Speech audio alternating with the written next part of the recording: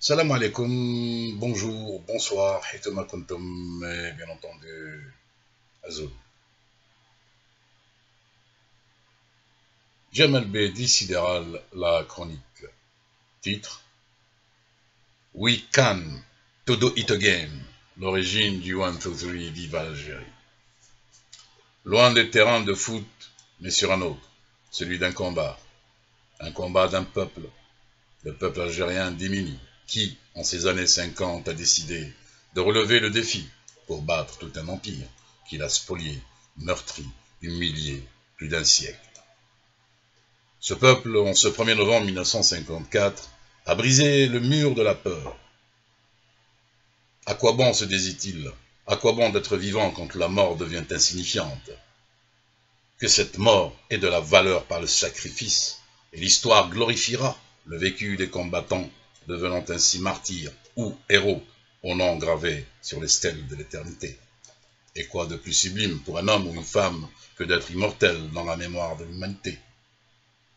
Dans toute révolution, il n'y a pas que les armes qui parlent, les voix qui s'élèvent ou des politiques qui démarchent. Il y a aussi les sports, les arts, la presse et j'en passe.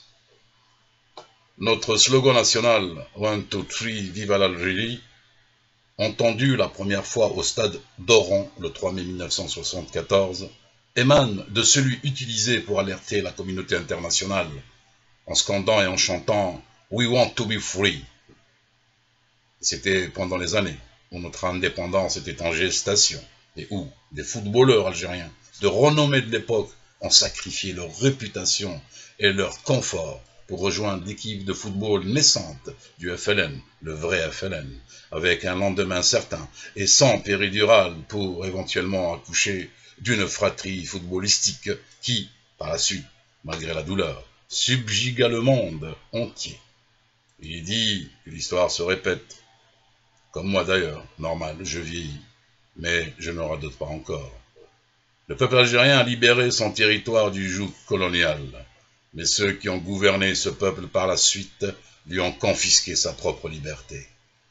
Et tout fut à refaire pour ce peuple dont la patience rendrait le prophète Job jaloux.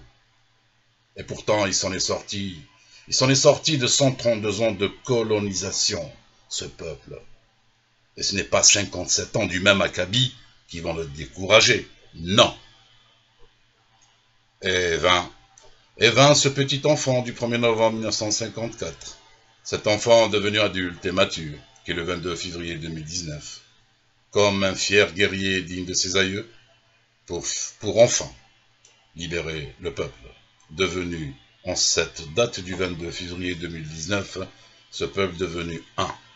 Et ce un est devenu aussi l'autre que sont tous les Algériens. Au moment où notre équipe nationale de football moribonde de l'ère Rabah Madjer était hors jeu, avec des responsables bottant en touche, où la talonnade est devenue pantalonnade, surgit un entraîneur inconnu bien qu'algérien. Les traites planquées à la fédération l'ont nommé à la tête d'une équipe nationale devenue l'ombre de son fantôme, c'est pour dire. Et tout ça pour faire de lui un bouc émissaire, afin de justifier toutes leurs déboires et gabegies. Mal leur en a pris. Jamel Belmadi est un battant, un guerrier, un multilingue, un titi algérien, un footballeur à la répartie inégalée en conférence de presse, comme à son époque dans les surfaces de réparation. Un 12e joueur, à défaut de marquer des buts, marqua les esprits, debout, gesticulant sur la ligne de touche pendant tous les matchs, tirs au but compris, rivalisant avec les arbitres assistants dans l'effort. Et tout cela pour booster, non ses joueurs, mais ses compatriotes, ses jeunes frères. Un couteau suisse, c'est un couteau suisse, Belmadi, un couteau suisse aiguisé à l'algérienne, tranchant et précis, qui a su inculquer l'esprit de groupe et de discipline à ses troupes prêtes à mourir, pieds à fond sur le ballon. Et à ce jour, cela a marché, et tourneront avec la précision d'une montre helvète. N'en déplaise aux éternels attardés qui espéraient le tourner en bourrique. Belmadi et ses guerriers sont les dignes héritiers de Makhloufi et de l'équipe du vrai FLN, qui ont représenté le peuple dans sa lutte contre l'oppresseur de par les stades du monde et porté haut les couleurs nationales du pays dans ses pires moments. Aujourd'hui, on est dans les mêmes circonstances. Entendre et voir nos valeureux joueurs se battre pour laver la fronde d'antan, suer pour le drapeau, pleurer de joie et de fierté, prier Dieu pour qu'il soit avec eux, autour de leur représentant qui est le coach Belmadi, est un moment de pur bonheur. Et comme si cela ne nous suffisait pas, ils nous ont gratifiés d'un message sous forme d'un couplet chanté d'une chanson et qui parle de liberté. Il paraît que le pouvoir s'achète. Liberté, c'est tout ce qu'il nous reste.